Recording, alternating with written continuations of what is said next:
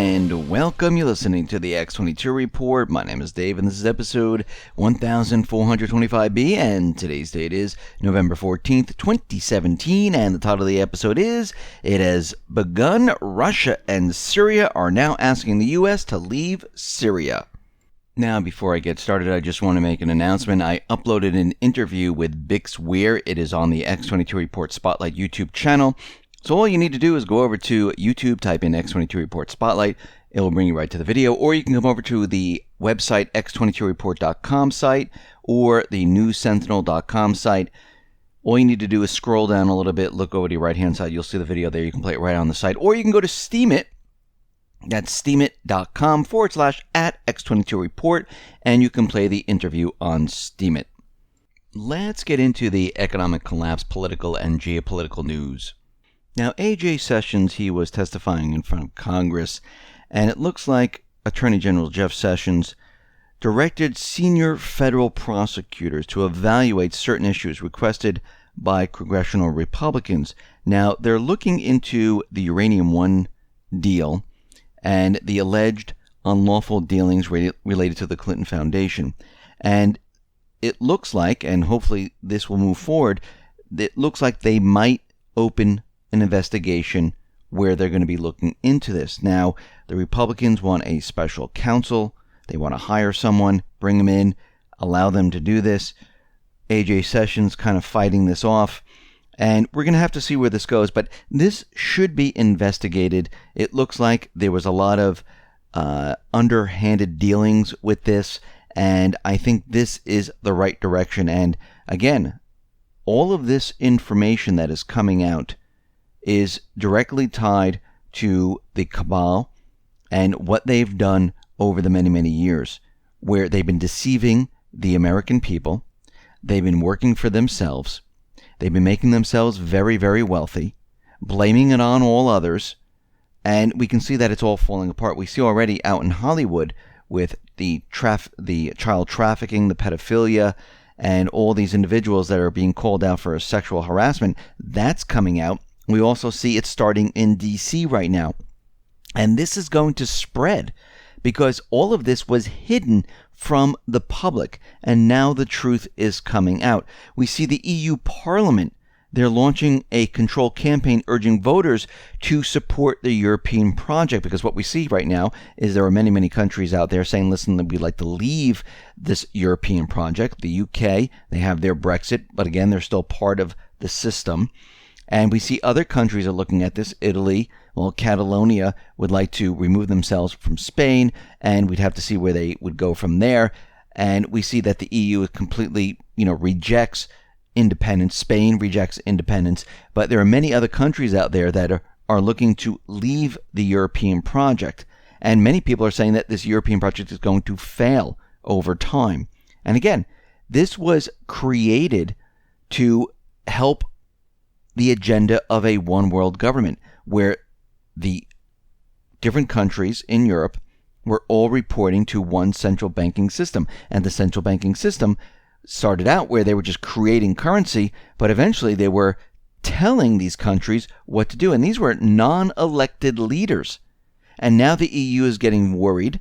We can see that they're trying to push their agenda to keep the whole entire system together. Out in Venezuela, we understand there's major, major problems there. But as we can see, Venezuela is dealing with the petro yuan. We also see Russia is making a move. And they are going to write off $3 billion in Venezuelan debt, which is going to be a little bit of a relief for the Venezuelan government. And Russia will sign an agreement with the officials from Caracas to write off $3 billion in debt, which Venezuela currently owes to the Russian Federation. This move is widely seen as a goodwill gesture, and they're hoping that since they're allowing Venezuela to do this, they will allow Russia in to help with maybe their natural resources. Maybe they will write contracts with some of the companies in Russia. And we can see it at the same time. This is what happened with Cuba, because Russia wrote off $3 billion in debt, and Cuba promised joint projects in energy, transport, and healthcare. And this is why the U.S. stepped in and started relations with Cuba. This is one of the reasons. There are other reasons that go along with this, but this was one of them because they saw that Russia was making a move economically with Cuba. They didn't want this to happen. So this is why all of a sudden Obama came out and said, whoa, whoa, whoa, and it wasn't just Obama. There was other individuals saying, we can't let this happen. This is why he came out, sanctions don't work. This is why we need good relations, because they saw what was happening. Russia and China, they're going around the world and they are making economic deals throughout Africa. They're making deals throughout the Middle East. They're making deals throughout Asia. They're not using armed forces. They're not invading countries. They're going into countries saying, listen, we can help with all these projects. We can fund them. We can work together. This is what the U.S. used to do. And then what happened was the cabal took over, slowly but surely, and we turned into a warmongering nation where we went into all these countries, devastated the country, and had regime change. Because these countries really didn't want to deal with the United States, the cabal. And we forced them into doing what we wanted. And this is what happens at the end of a cycle, because these countries were moving away from the dollar. Libya was moving away from the dollar. Iraq was moving away from the dollar. They wanted to sell their natural resources, not using the petrodollar. They wanted to use gold. They wanted to use other currency. The UN said yes. And this was a problem because those in the cabal, they made a lot of money off of this system. And what happens is once they hear about this, they need to stop it. And this is why they use military force. If you really look back in history, at the end of each one of these empires, they spread themselves too thin. They invaded all these countries. They tried to hold their empire together. And eventually what happens? It falls apart. This is what is happening right now. The monetary system is falling apart. The empire is falling apart. And it's almost done. We're at the end game here, people. We see out in Zimbabwe, something is going on. There are tanks on the streets. They're talking about a coup, and we're going to have to wait to see what happens, but it looks like something is in the works right now. Now, we already see, and we mentioned this before, and we knew it was coming, that Russia and Syria, they were weeks away from eliminating the Islamic State. Russia actually said about 8 weeks, and that brought us to the end of this year. And we can see Russia and Syria, they're already pushing trial balloons to see how the United States and the coalition forces react to this message. And the message is, you need to leave Syria. Now, Russian Foreign Minister Sergei Lavrov, he has slammed the U.S. for its presence in Syria being not only illegal, but deeply counterproductive. Because again, the United States, the coalition forces, they've been supporting the Islamic State. They've been hitting the infrastructure of Syria, allowing the Islamic State to gain more land, supporting Al-Qaeda, supporting the moderate rebels. This has nothing to do with democracy.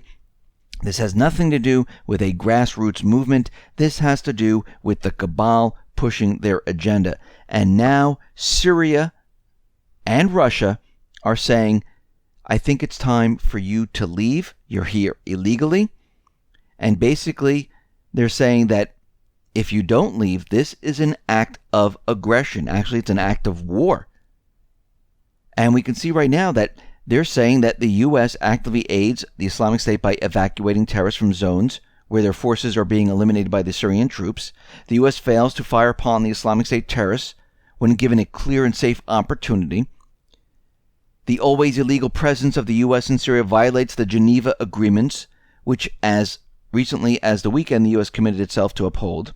Syria is being prohibited from exercising its rights to liberate the entirety of its legally recognized territory because of the illegal U.S. presence in Syria. The U.S. proxy militia under the charge of Kurdish militants are part of these wider problems, and we can see already that Syria and Russia, they are now pushing the agenda. They wanted to see what the United States would do, how they would react to this message, and we can see already the U.S. is not reacting well. And we see already that Mattis is out there saying that the U.S. won't leave Syria until the Islamic State stops fighting. Which, what does that really mean? He didn't define fighting. Syria is a sovereign nation. Assad is the elected leader, the recognized elected leader of this nation. The United States and the rest of the forces are in this country illegally. And we can see right now, this is just the first step. What they're going to do is they're going to officially ask the United States, probably through the UN, to leave Syria. And this is going to be a problem because the cabal doesn't want to leave. They still want to be in Syria, but they're not allowed to be. And the rest of the world is going to look at this and say, well, wait a minute. This country, which is a sovereign country under the UN and around the world, it has an elected leader, and they're asking this country, the US and the coalition forces, to leave, and they don't want to leave? Wasn't this what Nazi Germany did? Didn't they invade countries and they never left? Isn't the US doing the same thing under the illusion of terrorism? I mean, think about it. We've occupied, not saying we, but the cabal has occupied all of these countries. And the cabal will not leave. They won't leave Iraq. They won't leave Libya. They won't leave Lebanon, Sudan, Somalia, Ukraine. You name it. They invaded, they conquered, and they're staying. They killed hundreds of thousands of people. Hundreds of thousands of people had to leave these countries.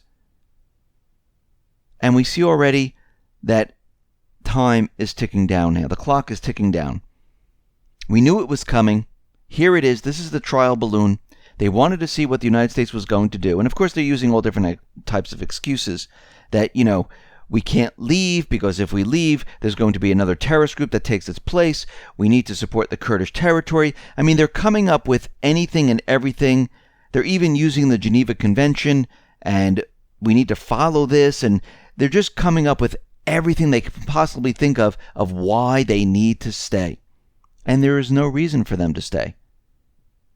Absolutely no reason. And when a country says, listen, you need to get out, you need to get out. Or it's an invasion. It's an act of war.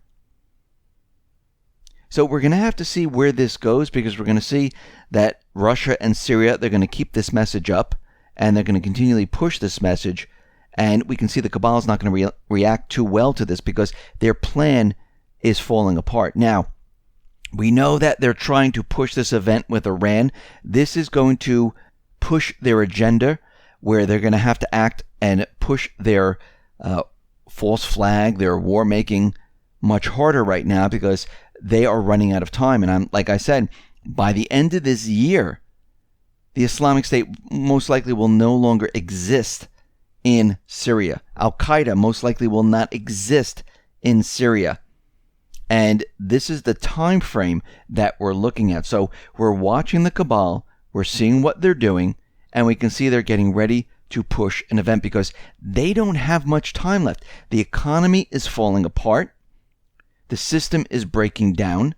And I'm talking about the real economy. I'm talking about the fake numbers at the stock market or whatever the U.S. government gives us and the Fed gives us. I'm talking about the real heart of the economy, where the people work, the people produce, the people spend. That is breaking down.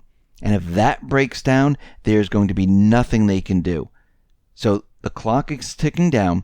We're definitely going to see something happen very soon because they have no other alternative. So we're looking at Iran. We're looking at North Korea. We might even be looking at Syria, because if they just let all of this implode and they lose Syria, they don't start a war with North Korea, they don't start a war with Iran, they don't push any type of false flag event, the cabal is completely done. And this is why they're not going to let it happen. They're going to go out fighting. They spent hundreds of years of preparing for this. They've been doing this for a very long time, infiltrating the government. And they're not about to give up right now. They're about to push their plan forward. Listen, everyone, thanks a lot for listening. Be well, be safe, and especially be prepared. Thanks a lot.